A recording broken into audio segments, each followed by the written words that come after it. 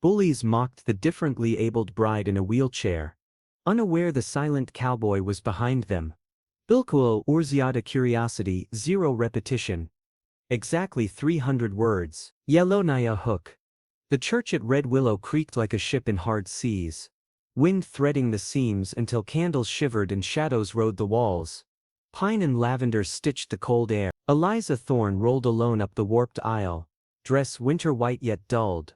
Forest crown askew. A notarized contract to Silas Kane steady in her lap. Survival not romance. The creek hissed outside like a kept secret.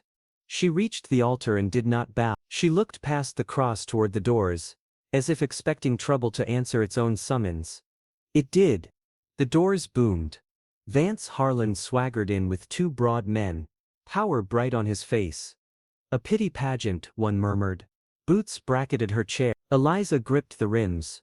Auburn curls slid loose. Move. A brute said. Breath of whiskey. She did not. The yank came swift. The slap quicker. The chair tipped. Wood shrieked. Wreaths trembled. Her breath fled. Not her resolve. She levered back into the seat. Spine straight. Eyes like creek ice. You will not take my land, she said. You will not break me. Vance smiled. The kind that always hid a ledger and a grave. We already have, he said. Ask your father. Laughter pealed. Ugly and loud. The contract skittered under a pew, edges fluttering. Something small clinked beside it. A carved bird with a broken wing, left earlier on the sill by a hand that never asked thanks. Outside, the wind paused, listening for a heartbeat. A gloved hand settled on a shoulder that thought itself safe. Muscle turned to stone. Behind the brute stood Silas Kane. Tall coat rimed, steel gray gaze flat as gunmetal.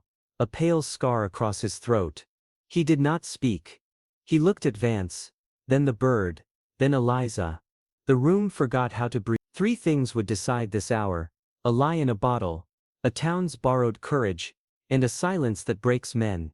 What happened next will shock you. Summer in Red Willow Valley stretched beneath an immense blue vault, while long grasses flickered gold, and the creek stitched silver threads between cottonwoods. And Eliza Thorne rode at a fearless lope, body balanced, hands easy, breath steady, savoring the way the land opened in every direction like a promise that could be kept. She rose before sunup, saddled the bay with practiced rhythm, and followed the wagon track that ran along bluffs where swallows pinned shadows to stone, then dropped to the flats where meadowlarks leapt from sage like sparks. By mid-morning, she reached the Cheyenne camp near the bend where willows leaned toward cool water. Women turned cakes on hot stones, old men watched from the shade, and children raced to meet her with laughter. She drew letters with a willow twig in smooth, damp soil and spoke each shape into life so small minds could carry it home. E for Eliza, and for endurance, she said, tracing the lines, then guiding a little hand to copy the motion until confidence bloomed. They repeated the sound, soft at first, then bright, and marveled when the sign returned in stories, on labels, on notes she left for them. She promised paper and chalk next visit, promised a song to match each letter, promised to bring a map her father had drawn when he first measured homestead borders. Eliza thanked the elder for the bread and the news, hugged a shy girl with braids tied in red thread, mounted and turned the bay toward town along the rutted road. The horse picked an eager swinging step, tugging at the bit with the impatience of strong muscle held to a measured pace. The creek hummed its thin summer song just beyond a fringe of reeds. Eliza raised a hand and eased the bay to a sidestep while she called a reassurance. Before the child answered, a heavy wagon lunged from the curve, mules lathered, driver shouting at a balky brake. A shot cracked from the ridge, sharp as split cedar, and the bay flinched hard left, front hooves scrambling for purchase. Eliza slid, reached for the mane, caught the leather, lost it, struck the ground, and the world jumped sideways while the sky reeled and dust closed over light. Boots pounded, voices tangled. A woman tore a shawl for padding. The child crouched nearby with both braids trembling. Eliza tried to roll and found her legs answering like strangers behind a locked door. Hands steadied her shoulders, while the driver swore the curve had fought him, and another man muttered about curses. She breathed slowly, counted heartbeats, and fixed on the single relief that the girl still breathed without a hit. Carried to the doctor's back room, She listened to glass clink, smelled carbolic and sweat, and watched lamplight make amber circles on whitewashed boards. Finally he said wheelchair in a voice used for naming storms already By night the town had manufactured an easier tale, and it traveled faster than any rider. In the mercantile, women whispered about Providence. On porches, men said pride had tumbled her. At the pump, boys joked in low tones until a mother cuffed them and told them to hush. Eliza stared at the ceiling and translated rumors into fuel. Judge Elias Thorne arrived before dawn with a ledger, a tin of coffee and the same iron gaze that had emptied jails without raising volume. He walked the curve, lifted spent brass from dust, marked the stamp that tied supply to a certain saloon patronage, and sketched heel wear he recognized from a man who limped after a winter break. He followed those prints to the alley behind Vance Harlan's establishment, where laughter leaked through planks whenever bottles clinked. He returned home with statements and a plan to force testimony in full daylight. Vance answered with warmth laid over threat, appearing in a polished coat with lilies wrapped in paper, speaking like civic duty, wearing perfume. He praised patience, lamented accidents, and suggested the valley would prosper once holdings were consolidated under steady hand. Elias said the only consolidation he respected was of facts weighted by oath. That evening a new bottle sat on the desk with a folded card that thanked him for service. He poured a finger while drafting a petition to convene a hearing. In the morning the house felt wrong before Eliza reached the study. She found him sprawled near open files, skin waxy, glass overturned, breath gone. The doctor wrote heart failure because that is what gets written when influence sits on the council and a daughter's face is white with shock. A freighter's boy later stood on the porch, twisting his cap and admitting that men who worked for Vance had delivered the bottle while joking about a stubborn judge. The sheriff avoided her gaze and said the investigation required time. Eliza folded grief into a narrow box, slid it behind her ribs, and steadied her breathing. They laid Elias on the hill above the bend where wind combs the willows and the creek turns like a polished hymn. A hymn rose in imperfect harmony. Neighbors lined the slope with hats pressed to chests, and some eyes slid away when hers lifted. She set a smooth stone on the mound, laid lavender from her sleeve beside it, and promised to keep the land whole. When she wheeled down the path, the valley looked paler, as if someone had rinsed color from it and left only a thin wash. Gold dulled toward brass, blue drained toward slate, and even the cottonwood leaves seemed reluctant to flash. Within a week, Vance appeared again, flanked by two men who took up space like furniture. He carried papers tied with black ribbon and spoke of taxes, lines, partners from the railroad, a mill that would lift wages, a dam that would tame the flood, and write progress into ledger. He smiled as if charity were heavy in his pockets. Eliza offered water and listened without flinching, then said no. He warned that delays ruined fortunes and that she should not let sentiment starve a future. She said the only future she recognized had creek water, wild grass and children learning letters in the open air. He said he would return with a notary, and his eyes promised storm. Eliza taught herself new routes through rooms, new balances for lifting kettles, and new ways to hitch the baize lid for short walks along the fence. She told visiting children stories about brave riders shaped like strokes and arcs, and they laughed when they realized those riders were led. She copied the legal boundaries of the homestead onto fresh sheets, learned which statutes sheltered widowed daughters, and wrote to a lawyer willing to read without sneer. She sketched every notice that riders nailed to cottonwoods near the bend and dated each entry. She also recorded the hour a stranger fired at bottles behind the blacksmith to impress friends, because patterns reveal sponsors. She visited the elder and asked for the word that meant patience braided with spine. He placed a feather in her palm and spoke the syllables with care, and she tucked both into a drawer beside her father's compass. At night she heard owls and the roaring of wind and felt the house settle as if bracing against what would soon arrive. She wrote a line on a scrap and slid it under a lamp base so she would see it every morning. It said, "You will not bend." One evening, when clouds dammed sunset and turned fields iron gray, she saw a solitary figure near the tree line watching the house as if study could become shelter, and though he did not approach, turning instead toward the creek with a stride that suggested long miles and old vows. She breathed easier without knowing why. She sealed her vow by writing it beneath the map her father had inked, slid the page into a tin beside lavender sprigs, and touched the feather the elder had given her as if courage could be borrowed through palm and bone. The wind leaned against the boards carrying the creek's voice and the clang of a hammer. She whispered to the dark that endurance begins where permission ends, and the house felt as steady as stone. He wore the blue once. The cavalry straight seam pressed down the back of his life, brass bright enough to sting the sun while dust salted every stitch. Silas Kane learned to breathe with the drumbeat of hooves, and to move so lightly his shadow hesitated. A habit that made officers trust him for work that required steadiness. He saved words the way other men saved ammunition, because silence kept sight keen and kept tremor out of hands. On the northern grass, he memorized the grammar of weather, the slant a hawk takes before wind hardens, the whisper that runs through sage when riders crest a ridge. Then came a day near the Little Bighorn when maps burned and orders blew apart. Shots stitched the air. A round tore through his throat just below the larynx, hot as a coal. He reached for sound and found only pain that tasted like iron. He survived because another trooper hauled him clear of hooves and because breath once it learns a rhythm refuses to quit. Fever dragged him through nights of vinegar and canvas and the low tinnitus of anger. When he rose at last, his voice had become a place he could not reach. He tried to think and produced a rasp that hurt the listener more than the speaker. So he practiced stillness and let listening do what language no longer could. Discharge papers folded into a square lived in his pocket beside a tarnished coin. He drifted west with rivers for guides and mountains for teachers, trading labor for coffee and nails, mending whatever broke in front of him. Work became a grammar stronger than rank. Patch a roof and a family sleeps dry. Brace a porch and worry sits lighter.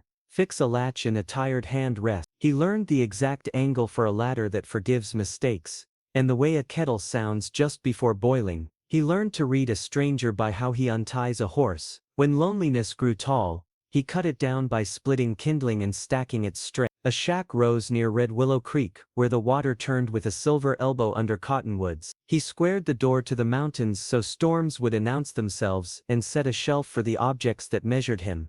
A Bible thin as onion skin, a whetstone worn to a riverbed, a tin cup that kept secrets, a handful of hawk feathers gathered after rough weather. Wind shingled the roof with a song he came to trust. Mornings he studied peaks the way other men read letters from home. In rain their flanks darkened to iron and ravines braided like ink. Afternoons he walked the bends and chose where to cut brush so floods would slide past gardens without stealing soil. Evenings he pared figures from cottonwood with a knife honed so thin it murmured as it bit the grain. He carved small birds, one with a wing slightly bent as if the sky had never promised easy passage. He carved a tree that had survived by learning to bow. He carved a woman at a cliff's edge with a feather in her hair, dress caught by updraft, chin lifted toward far ridge. The town found him slowly and loudly. At the smithy boys dared the mute cowboy to sing. He touched scar and temple and tipped his hat. In the mercantile a clerk asked 3 questions at once. He answered with pencil letters tidy as fence posts. Nails, kerosene, salt. In the saloon, men who needed audiences tried jokes against his back, and the jokes slid to the floor, unentertained by silence. Vance Harlan's brutes called him a ghost. He paid for their coffee which let mockery collapse without a fight. People adjust themselves around a mirror and without a voice he had become one. He tended edges. After ice storms he lifted limbs from roofs before dawn so households could wake to gentler mornings. He straightened a gate where frost had bullied the hin. He reset a window weight so the glass would rise like a breath for a woman whose hands had too many duties. He mended a trough by the school track so spring water would not drown wagon wheels. He never left his name and seldom waited for thanks. Through that listening he learned the pattern of a homestead south of the bend where endurance lived as a daily fact. Fences leaned yet rows ran true. Smoke rose on a schedule that said the house kept promise. He saw Eliza Thorne take the yard with a chair that moved as deftly as a cutting horse, palms sure, auburn hair catching late light. He learned her name when a bill of sale escaped a pocket and tacked itself against his boot. He set the paper on her fence post and left a short note in charcoal block letters plain as river stones. Wind mended at the northwest corner. She answered with a nod that weighed exactly as much as respect and not a grain more. When he noticed the porch board that would snag a skirt he planed it smooth and set each nail with 2 light taps before the drop. When he heard the right wheel of her chair grinding a complaint under load, he lifted the axle with a block, eased the hub free, filed a burr no bigger than a seed, polished the journal with tallow, and wrapped the handrail in thin leather so winter would not bite her palm. 2 hawk feathers went into the cane back, pointing outward like small banners, a wish for lift without presumption. She tested the glide, felt the wheel carry truer, and gave him a look that contained gratitude without pity. which is rarer than gold. He answered with the sign he used when words failed, 2 fingers to scar, then to temple, the pact by which he asked permission to keep watch. She matched the gesture and a treaty was made that neither of them had to write. Rumor sprinted faster than the wind. The mute cowboy watches the judge's girl because broken finds broken. Men said in the warm dark behind Vance's polished doors. Silas charted that talk as one charts the slow rise of a river against a mark cut into a post. He watched who nailed notices to cottonwoods, and who lingered after with eyes that measured acreage rather than shade. He memorized gates, spurs, the impatience in hands that belong to men who think a deed can replace a creek's memory. When strangers arrived with more canvas than cargo, he took note. When gifts turned sudden and generous, he took harder note. He did not fancy himself a savior. He understood scale. A single pair of hands can brace, warn, lift, mend, and sometimes that is enough to buy daylight. He balanced his days between chores and distances, carving at night until shavings lay like pale snowfall around his boots. One figure, a bent-wing bird, waited on his shelf for a moment he could not name. Another, that woman at the cliff, he slipped into his pocket sometimes as if steadiness could travel by touch. He returned often to the mountains for counsel. Storms gathered there like tribes.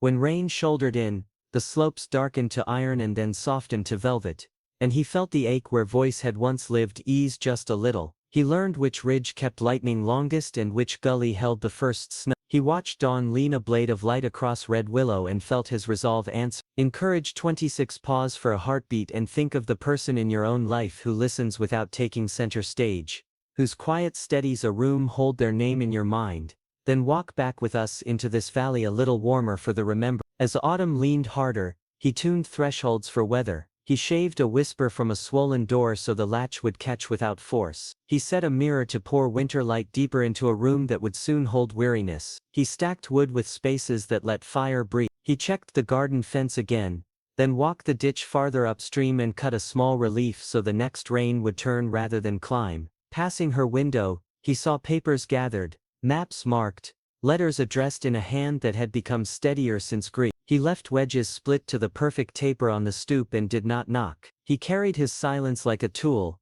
useful and clean. In town where talk pretended to be truth, he kept to the edges and learned more by where the laughter failed than by what it said. Nights the shack held its mild, resinous smell and the roof sang that same faithful pitch, and he carved until his hands forgot they were once meant for rifles. A bent tree token waited beside the tin cup. The feather bundle rested where morning light could find each filament. He was not waiting for war, he was preparing for the weather which in that country could arrive as a blizzard, a drought, or a man with a ledger and a smile. Night came with a blade over red willow, shaving warmth from fences and roofs, until hoarfrost glittered on every seam.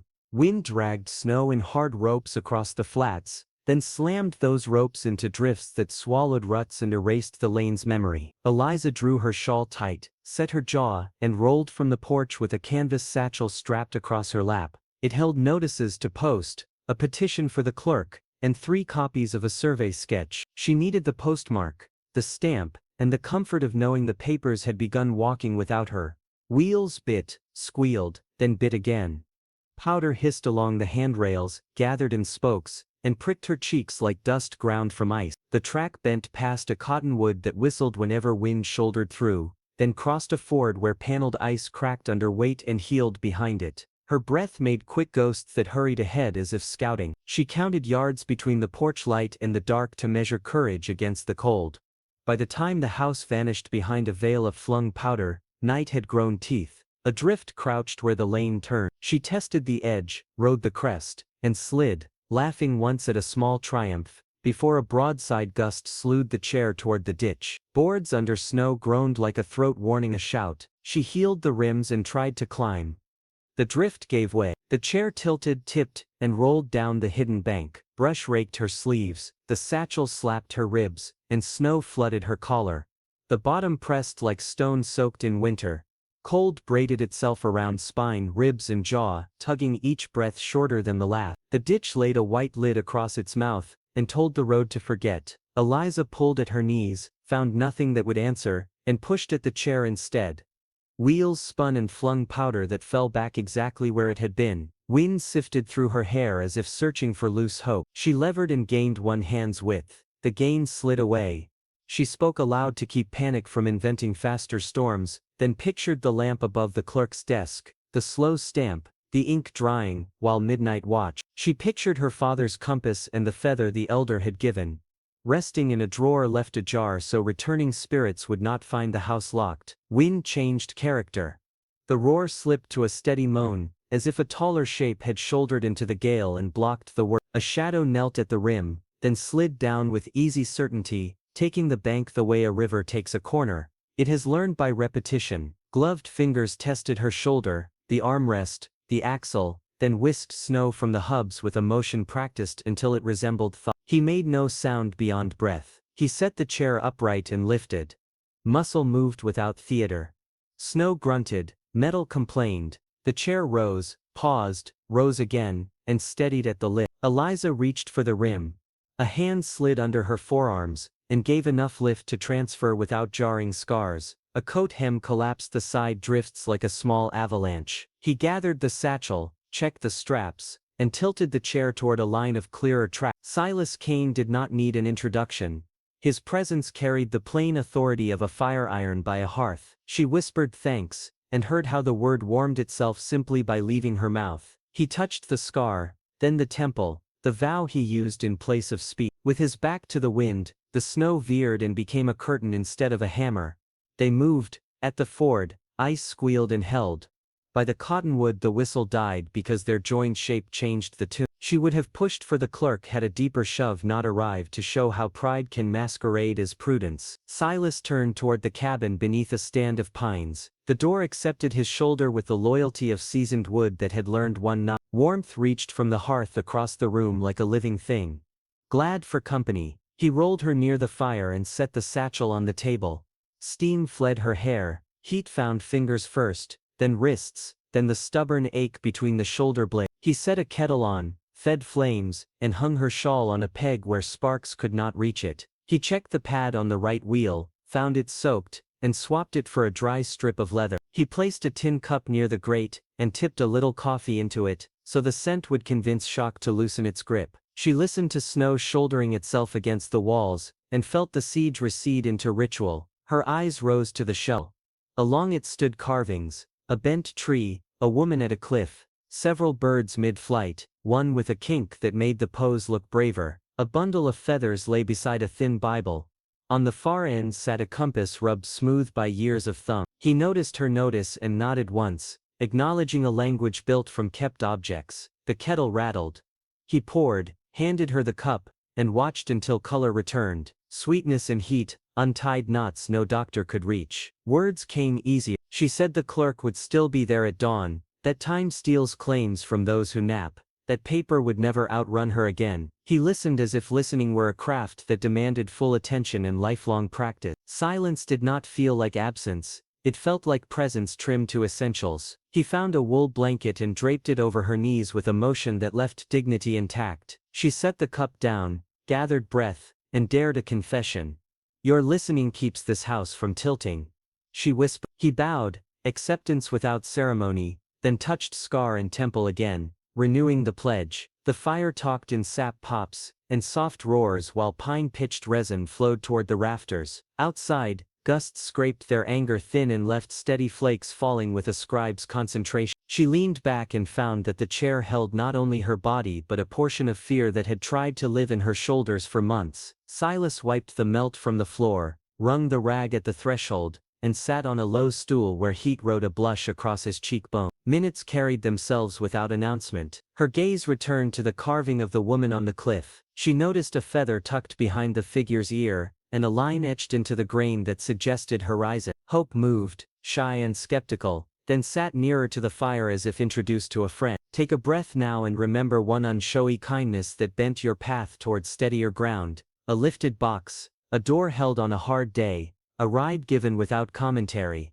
Hold that image while we continue and let its quiet heat live beside this flame. Strength returned. She asked him to help sort the satchel so nothing would be damp at the clerk's desk. They spread notices on the table. He set a mirror by the lamp to deepen light, slid a flat stone onto a curling corner until the paper remembered how to behave, and waited while she rewrote the clerk's name on an envelope where ink had blotted. Silas checked the latch, the hinges and the seam where the door met the jamb, then wedged a sliver under the sweep so drafts would stop gnawing at ankles. Her shoulders lowered. He rolled the chair back an inch to let the heat reach even. She thanked him for the rescue, fire blanket in care that had declined to turn itself into a theater. He lifted a hand, palm out as if to say the night had offered a task, and he had answered nothing more. Snow eased, moonlight found paths between tatters of cloud. The hour stepped past the worst, and into a margin where travel becomes possible again. She told him she would try for the desk at dawn.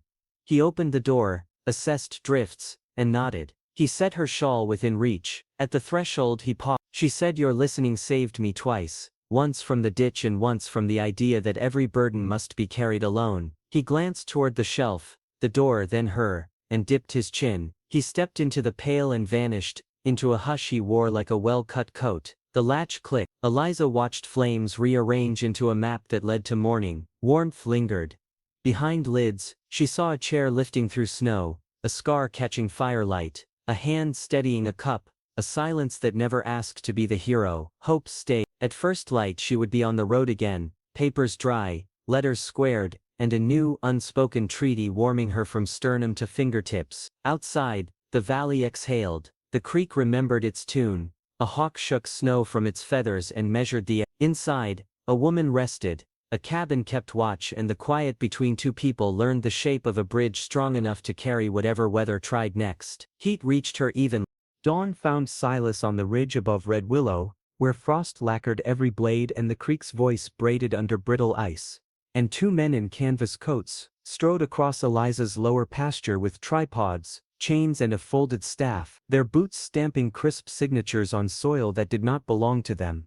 They spoke in clipped barks, set a brass plate on a rod, sighted along a glass tube, and pushed painted stakes that pretended to be facts. He watched from juniper shade, breath even, eyes calm, hands working a whetstone along his knife in unhurried strokes that made a thin, steady song.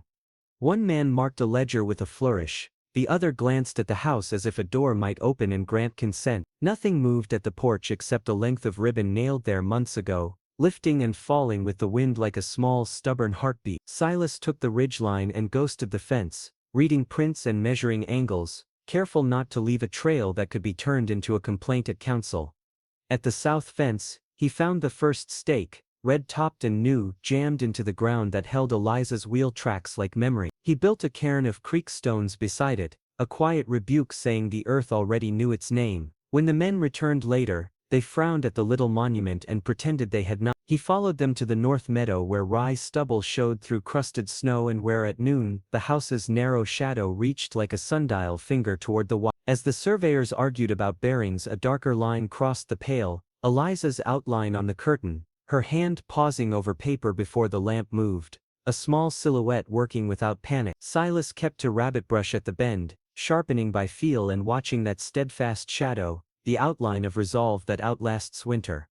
By mid-afternoon a third figure joined the pair, a hat-brim telegraphing authority long before his boots arrived. Vance Harlan's deputy brought a satchel, a pen case, and the kind of impatience that grows where men mistake speed for legality. He knelt, compared notes, and told the others to press farther, language that treated the land like dough that would rise for whoever pounded. Silas's blade whispered against the stone again, steel learning patience because the days ahead would demand it. When clouds shed a veil of dry flakes, the men lowered their heads and spoke of deeds they expected to secure before thaw. The names they mentioned matched the names on the notices Eliza had catalogued in a strict hand. Toward evening, the wind stiffened and shoved the trespassers toward town. Silas let them go, counted their steps until their rhythms set inside his head, then crossed to the ford and smoothed churned ice, so no hoof would knife through when Eliza rolled down at first light. That small act traveled ahead of him like a lantern's hush. He reached her porch after dark, and left a brief charcoal note on the rail, strangers measuring south pasture. He stepped back to the yard's edge and made his sign when the curtain stirred. 2 fingers to scar, then temple offering vigilance in place of talk. The door opened anyway. Eliza's voice, forged in weather and insistence, said come in. He stood a heartbeat, entered, shut the door softly and waited by the jamb with his hat in his hands. She held up the note, steadied her breath, and asked if they had crossed beyond the cottonwoods. He nodded. She asked if he had seen the deputy. He nodded again. She studied his throat without discomfort, then asked the question that had been waiting since the night he lifted her from the ditch. Does silence hurt? He touched the pale scene where a bullet had stolen sound, then tapped his temple and lifted 2 fingers as if balancing a thought on their tips. A grammar that meant I listen, I weigh, I answer with deep. She poured coffee, set it within reach and spread maps, letters and a worn law book, whose corners had been rounded by stubborn reading. Among the papers lay a letter from a young county lawyer, hand shaky but advice sound. Wed a local of standing and a homestead claim gains a shield against consolidation. Courts prefer households that show continuous occupation beneath one family name. Eliza read that line twice and let the cup warm her knuckles. The idea felt practical and cold, like iron shaped for shelter. She said she would not trade her name simply to shut a door, then added that a marriage built on work and respect could anchor the land against men who confused a line of ink with a river's memory. Silas listened with an attention that left no scrap behind, as if her words were nails he intended to set flush without bending. He rolled the chair gently to the hearth, so the heat would be even, checked the leather wraps he had cut for her rims, and adjusted the right hub a hair so it ran true. Outside the wind battered the siding, inside the lamp drew a quiet circle in which choices could be shaped without spectators. Days followed beneath a lid of iron weather while no suitor came. Men who had once lingered at dances drifted to the far side of the boardwalk, unsure how to approach a woman who studied statutes before breakfast, and could pivot her chair with a cutter's grace. One sent a bouquet paired with a card that asked about the future in a banker's tone. She placed the flowers on the stoop for the thaw,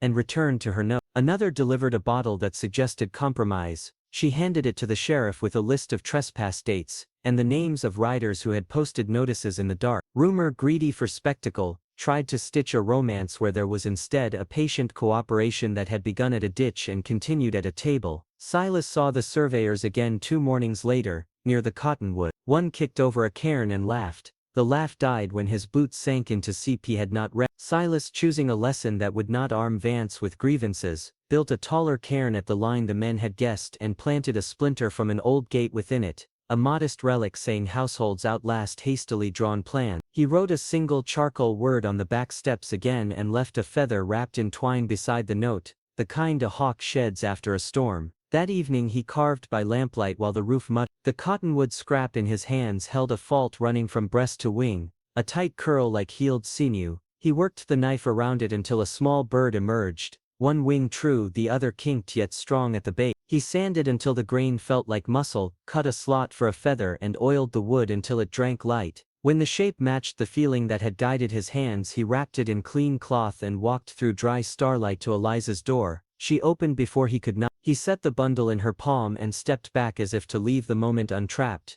She unwrapped the carving and looked at it as though it were a letter from a future she might believe in. The head cocked toward the hand that held it as if listening needed no voice. She traced the scar along the bent wing and felt how the curve turned refusal into lift.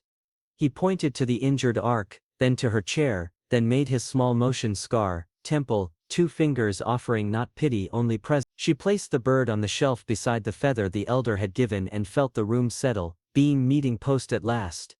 They returned to the lawyer's letter, slower this time, separating urgency from fear. Eliza said she would never barter herself to dress a claim, yet she would join her path to a man who honored work and would hold the land with her, not over her. Silas's stillness did not press, it simply held. She asked if vows had meaning to a man who had seen orders fail and maps burn. He tapped his chest once, then the worn Bible on his shelf, then her stack of letters, choosing a triangle of witness that satisfied neither spectacle nor gossip, only truth. They agreed on the little church near the creek because some promises prefer rafters who have heard birth songs and crossing songs and grief songs and know how to keep secret. The clerk would witness, the deputy could officiate if the preacher's team mired, the papers could be notarized before dusk, so no gap opened for Vance to slide a claim. Eliza sent a message to the Cheyenne camp inviting the children who traced letters in dust to bring their bright eyes and their careful hands. Word went out without drumroll, bread appeared, quilts arrived, and someone mended a torn hymnbook so the seam would not split under cold finger. Morning before the chosen day, Silas walked the line one more time, checked the ford, reset a crooked hinge on the church door so it would close cleanly against the wind, and tucked 2 fresh leather wraps on her rim. Into the chair's cane back he slid 2 hawk feathers,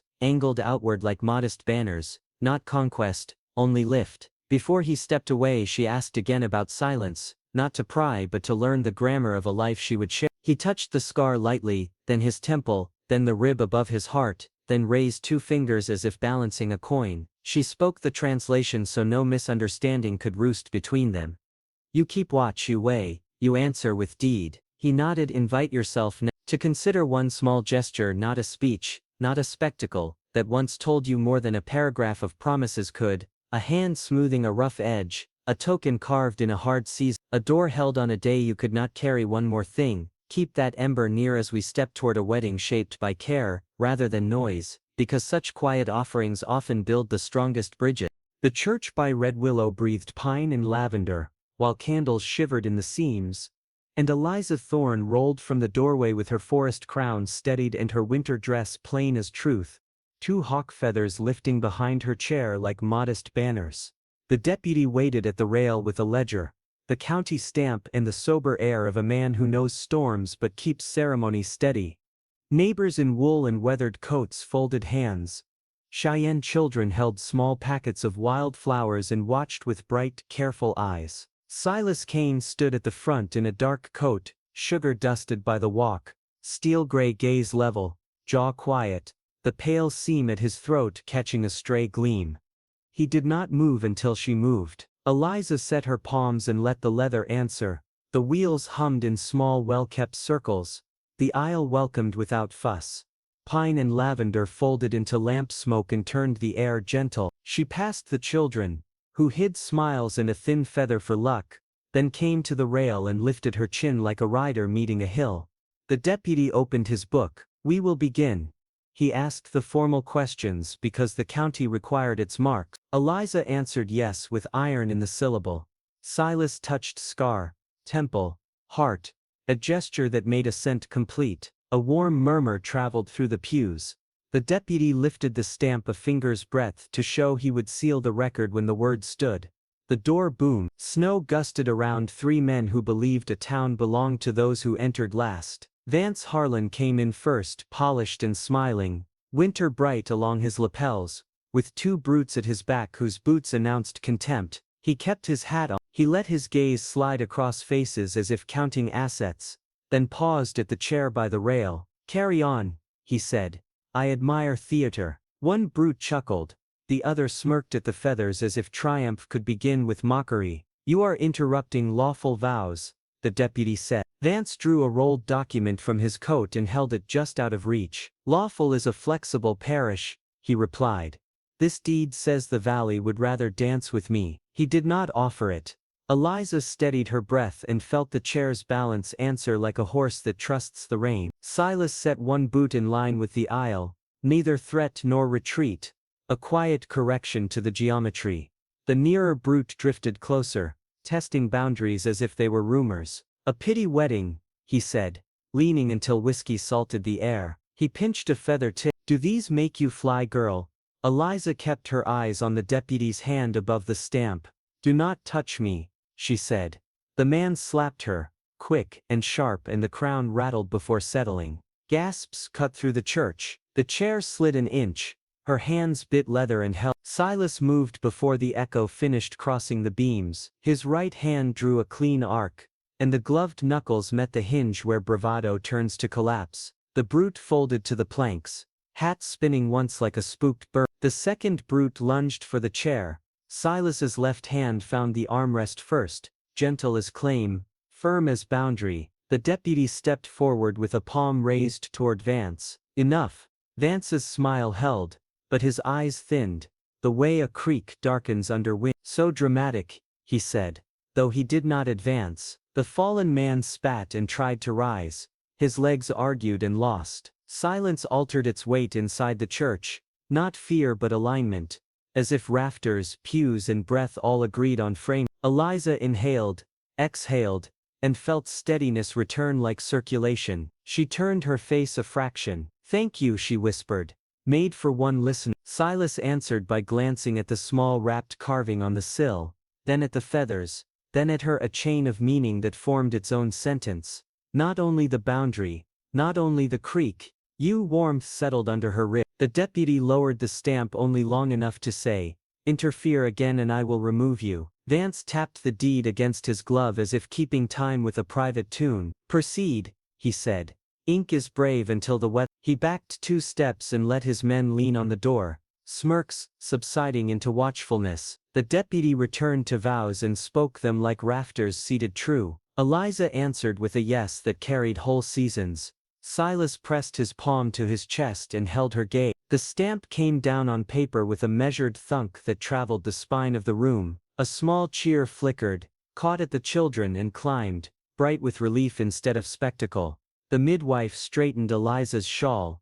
A boy rescued a dropped glove as if saving a piece of the day. Vance bowed as though pleased. Lovely, he said. We will speak at the courthouse. He flicked 2 fingers. The standing brute threw Silas a glare promising later nuisance. The fallen one found his feet in counterfeited dignity. They left, dragging a draft that candles wrestled before winning back the aisle. The latch caught, breath released, neighbors pressed forward, then paused, reading the tone set at the rail. Eliza reached for the bundle, unwrapped the bird with the bent wing, and lifted it into the firelight so the grain showed the path from wound to lift. Silas's gaze touched the flawed arc and rose to her with steady care. She understood. His hands had not answered the blow for law alone, they had answered because a promise made in labor had reached its hour. The deputy signed the certificate and threaded the cord through the embossed seal, passing it to Eliza as one passes a tool that will be needed again. The children lined flowers along the rail, bright colors scattered against the winter wood. Someone found an old hymn and began. Voices joined, imperfect yet united. Silas did not sing. He kept his hand on the chair and let the sound move through him like rain through grass. When the song faded, Eliza turned her face toward him. Home, she said. He nodded, stepped behind the chair not to seize control but to make space through a shuffle of congratulations, and they moved together down the aisle that had witnessed cruelty and chosen to keep courage instead. They exhaled. Snow kept low company with the house after the vows, muffling hoofbeats and dulling the blacksmith's ring until even the creek spoke under a quilt. Inside their joined shelter, habits shifted without ceremony. The cot Silas set along the far wall carried a darned blanket, a tin cup on a crate, and his knife with the whetstone laid true. The bed held Eliza's shawl, and a book open to a page where her father's tidy hand had once charted bearings. Above it the elder's feather kept watch from a niche. At dawn Silas stacked kindling with breathing gaps, set coffee to murmur, checked the latch and stepped out to read Sky and Drift. At night, Eliza sorted receipts and wrote lines meant for a heart that answered by deed. On the first evening, she slid a folded page beneath his pillow. It carried creek talk and a confession of dreams. The bend shining like hammered copper before storm, frogs dropping silent when a hawk shadows water. The first sight of him when rain stitched the world, and he stood under cottonwoods listening as if thunder were language. She wrote that courage is sometimes a chair crossing a room where laughter has edges, that breath can loosen grief's knot, that a silent man had made silence feel like presence. Before sunrise he found it, sat on the cot, and read until hush widened. He did not answer with ink. He chose a block of cottonwood and set a patient practice in motion.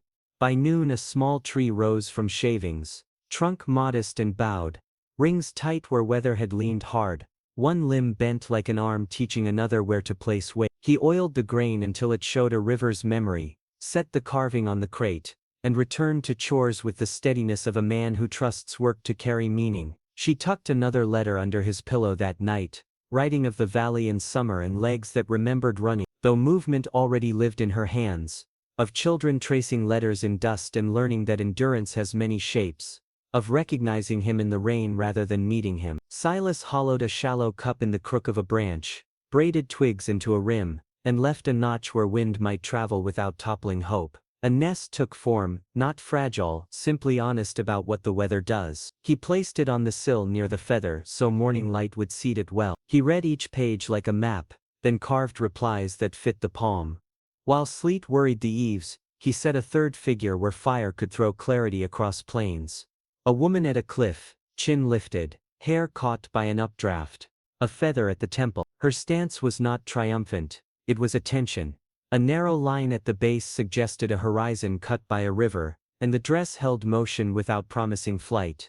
Eliza saw it and restraint dissolved. Tears came fast, hot enough to startle. She wheeled close, raised the figure with both hands and bowed her head until it stood where her breath warmed it. No one had written this sentence for her. It had grown from observation, patient and exact. She set the figure down and covered her eyes. Yet the room did not tilt toward pity. Silas remained on the cot, ready. She reached for his hand, searching past doubt to find the steadiness that had lifted her from the ditch. Braced her chair in the church and left tokens where words would have made noise and failed. She drew his hand to her heart and held it there until both pulses agreed on measure.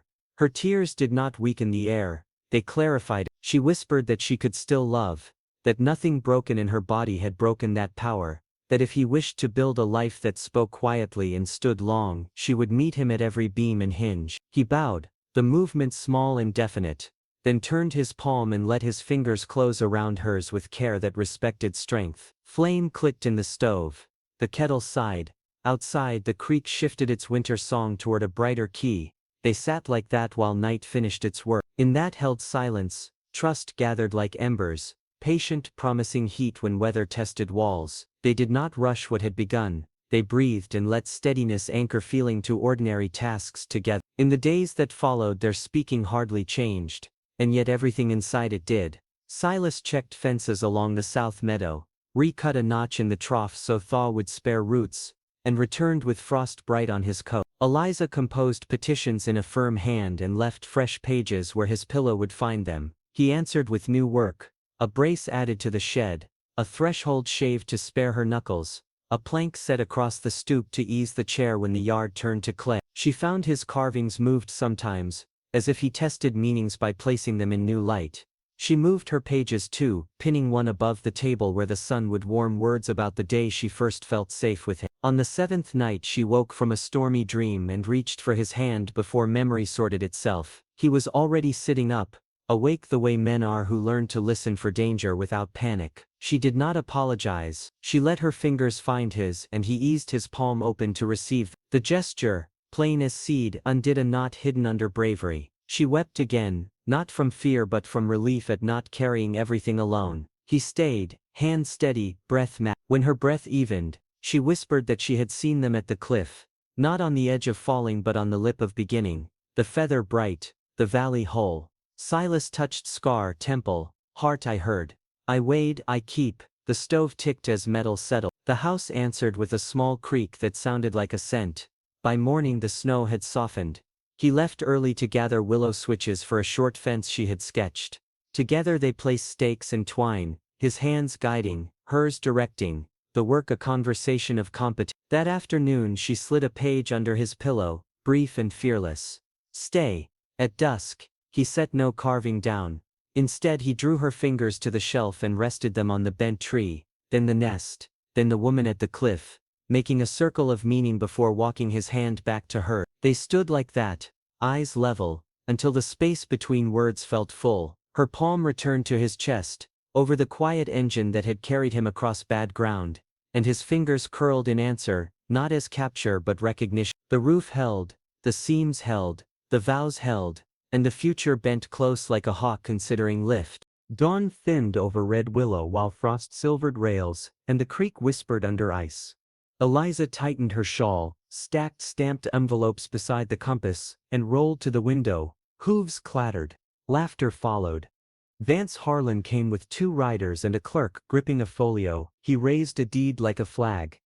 A fine morning for finalities, he said. Silas Kane stepped between door and yard, coat buttoned, eyes level, one hand near the latch like a brace. The house smelled of coffee, resin and oil. The shelf carvings stood as witnesses. Eliza opened the door, cold folded around ankles. State your business plainly, she said. Consolidation, Vance answered. Mercy too, since I will spare you the auction. He signaled his men to spread out. Boots punched dimples in crusted snow. One lifted a rifle to show nerve. Another slid a ringed finger along the stock as if stroking a pet. Silas moved to shadow the chair, placing his shoulder where a shot would travel if bravado ripened into harm. Eliza rolled until the wheels touched the threshold board and held. This land is lawfully held, she said. Our marriage stands in the book. Vance flicked frost from his lapel. Law bends, he said. Time rewards vision. We will collect signatures or keys. The clerk cracked the folio. Silas's gaze skimmed the ridge, then settled. Eliza breathed and let calm flow to her hands. Turn back, she said. You have trespassed enough. Vance sneered. You brought toys to a rifle show, he said, glancing at the roofline. He had noticed the silhouettes along the sled and the plow, the sacks hooded and wired to broom handles, the winter mirrors tilted to snatch pale light. A kettle hung in one false window. 2 smoked panes waited to flare. Every glint would multiply doubt. You forged notices and shifted dates, Eliza said, lifting a ledger page. Leave now. The nearer rider pointed at a mirror. A flash jumped like a signal, and he flinched anyway. Snow hissed from spruce boughs. A crow lifted, slow and black. Silas stood as if poured into place and cooled. Bring the lady to the gate, Vance told the bolder man. The man swaggered, shoved the nearest dummy and swore when tins clattered. He swung his barrel toward glare, corrected toward Eliza, and moved with fierce twitch. Silas stepped wholly in front of the chair. Do not fire, the clerk blurted. Vance edged left to keep his own body out of any line that might answer. Stand aside, mute, the man said. Silas did not. Eliza let the brakes click and felt the courage seat. You do not own the morning, she said. Take your paper and go. Wind slid along the roof and turned one tin into a bell. The creek muttered no. Vance snapped his fingers. The man jerked the trigger. The shot cracked. Silas took it in the shoulder because his body occupied the space where her heart had been. Impact shoved him sideways. Splinters jumped from the post. Eliza's cry was small and absolute. She caught him, braced the chair, pressed into the coat, and found heat with a palm already learning the wound's rim. Stay, she said. He gripped the rail with his right hand and held upright. Blood darkened cloth in a slow flower. Vance froze for a beat, then said, You see what defiance courts. Nobody moved. Silence expanded until it matched the yard and the hill. The clerk shut the folio with shaking finger. The second rider stepped back because the consequence had finally arrived. Eliza tore a strip from her shawl, packed the hole with rags warmed by pocket heat, and leaned her forehead against Silas's brow. Stay with me, she murmured. I need. Their noses touched like 2 scouts comparing maps. He met her eyes and did not waver. She counted breaths and pressed. The dummies watched with painted patience. The mirrors threw pale knives into the morning, daring any hand to guess truth. Neighbors gathered at the bend, hats low, bodies squared to witness. A boy held a bucket. Another gripped a coil of rope. Vance lifted the deed and tried for show. We will settle downtown, he said, though the air made it sound like retreat. Deputy, record this riot. Nobody wrote. The bolder man lowered the rifle because absurdity had grown heavy. Silas breathed through clenched teeth and kept standing. Eliza matched his rhythm, lending steadiness with her own. You heard her, a neighbor called. Go. The word moved from fence to tree to hill. Vance mounted with a flourish that fooled no one, bowed toward the porch and rode away under a sky that refused to clap. The yard absorbed the departure without applause. Neighbors flowed closer with water, lint and calm. Eliza eased Silas inward, inch by inch, carrying him as if she held a lantern through glass.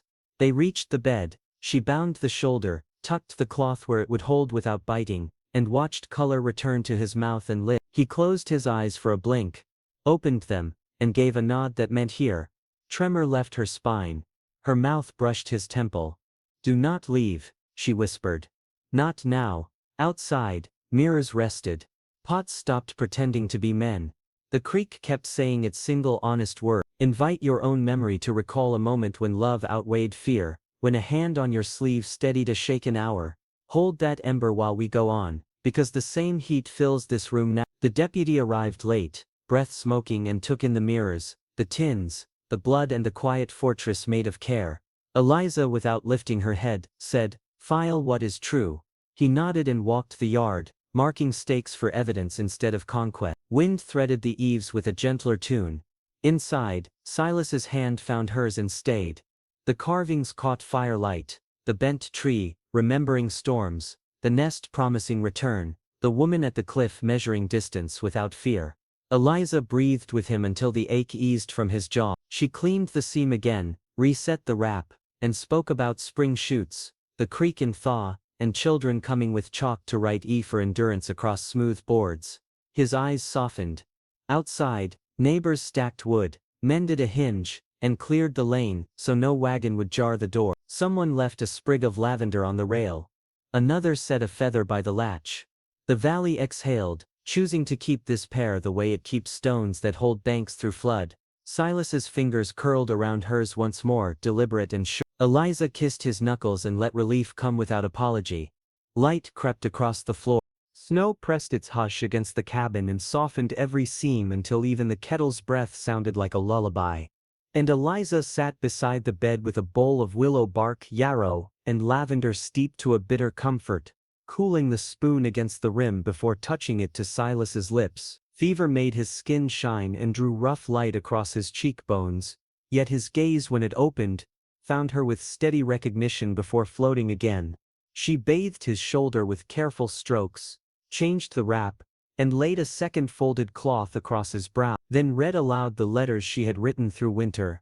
Notes about the creek under ice, about the nest on the eave, about the day courage took shape as a mirror flashing a bully into retreat. Her voice moved slowly to match his breath. She told him how neighbors had stacked wood without being asked, how the deputy had taken statements with a spine at last, how the house seemed to stand taller now that the room had learned the grammar of two people working as one. Eliza leaned close and whispered that she needed him, not as a shield alone, not as a wall against storms, but as the man whose listening made space for her whole life to stand. She kissed his temple, replaced the cloth and counted heartbeats against her palm. Night folded over them, dawn unfolded.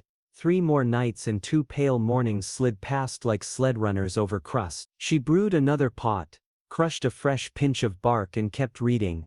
The letter about thunderheads, lifting off the ridge. The letter about the first time she saw him under rain. The brief line about joy arriving without ceremony when his hand found hers in the dark. The first word back into the room was his breath, deeper than it had been since the shot. Eliza bent close, hand on his cheek, and the faintest rasp reached her ear. 2 syllables shaped by will stronger than scars.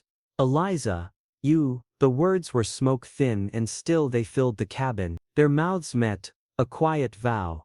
She laughed and cried at once, pressed her forehead to his and said she had heard him for months without a syllable, but that hearing this made the walls warmer. The kiss that followed was not an anthem, it was a vow made quiet, the kind that holds through sleet and gossip and long work. When he slept again, it was the sleep of repair rather than retreat. By mid-afternoon he could sit propped against pillows and drink broth from the tin cup. Eliza swept the floor, admitted 2 neighbors and listened while the deputy, hat in hand, gave the news the valley had been waiting to hear. The courthouse had taken testimony and weighed the names: riders who nailed notices at night, clerks who altered dates, a man who delivered whiskey to a judge and bragged in a back room about doing errands for power. Handwriting lay beside handwriting like rails.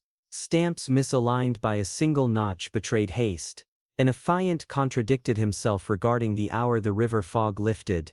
The jury needed little time. Forgeries were exposed, the chain of title unspooled, and Vance Harlan was removed from office by order read aloud on the steps at midday, his temper finally meeting a wall it could not buy. The deputy placed a certified copy on the table, and Eliza set a smooth stone upon it as if anchoring a paper boat after a storm. Silas read the seal, looked at her, and closed his eyes in wordless thanks. He slept again, this time smiling. Snow softened, slumped, then vanished from the south fence. Willow bud haze lifted like breath. Children arrived with chalk and questions. Eliza wheeled the chair to the porch and taught while Silas listened, arm in a sling, attention bright as ever. They traced letters across sanded boards and laughed when the breeze tried to erase them, then wrote again, learning how endurance rewrites what wind takes. She spoke of rivers that keep to their beds yet change them grain by grain. He sharpened pencils and repaired a wobbly stool. Spring stitched green under sage. The pair took slow walks to the bend. He carried tools and sketched a plan in the air. She pointed and chose with practical calm. One afternoon, they stood by the workshop and considered a larger piece of cottonwood laid on trestles, a log saved from a flood year, its heart straight, its bark still rough in places. Silas tested the weight and began. Shavings curled like pale ribbons and drifted across the floor. Days stretched and shortened within the shape of careful labor. The valley hummed, the forge rang, the creek threw silver and a figure grew from wood. Eliza as he saw her, not seated, not diminished, but standing as spirit stands, chin lifted toward the line where mountains write their patient story. He carved the slope of the shoulder and the steadiness of the jaw. He cut a pleat that suggested wind. He inlaid a feather at the temple with a sliver polished to shine. The hands he gave her were firm, capable, ready. When the statue held the room without apology, he stepped back with sawdust in his hair, and looked at the woman who had taught him that silence could be abundance. Eliza wheeled forward and circled the plinth. She could not speak for a count of 10. Then she reached up and touched the carved feather, and the workshop felt, for a breath sacred. Neighbors came, stood quiet and added small things. A scrap of ribbon, a braid of grass, a pin shaped like a leaf. The deputy returned with a permit for display in the square and a note from the council acknowledging the homestead boundary as final. The day they raised the figure, the Cheyenne children brought lilies and placed them along the base in a crest. A girl slipped a letter into a hidden slot. Silas had left in the plinth, and the others followed, each page folded like a wing. Eliza saved one last letter for that chamber, written in her neatest hand, addressed to anyone who might someday need a steadier kind of proof. It said love does not require legs to stand or words to speak.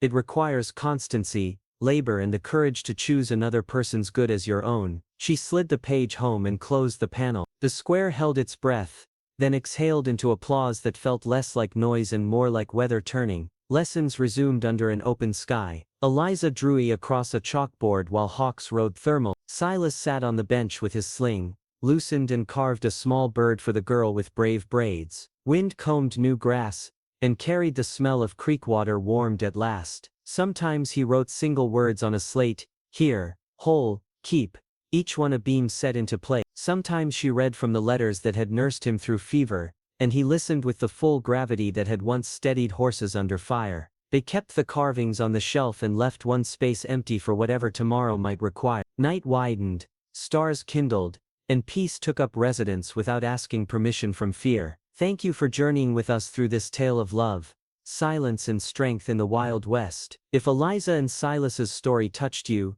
hit like to celebrate stories of defiance. Subscribe for more Wild West tales of loyalty and unspoken bonds. Comment, what would you say to someone who loved you without words? Keep your heart wild and your love legendary.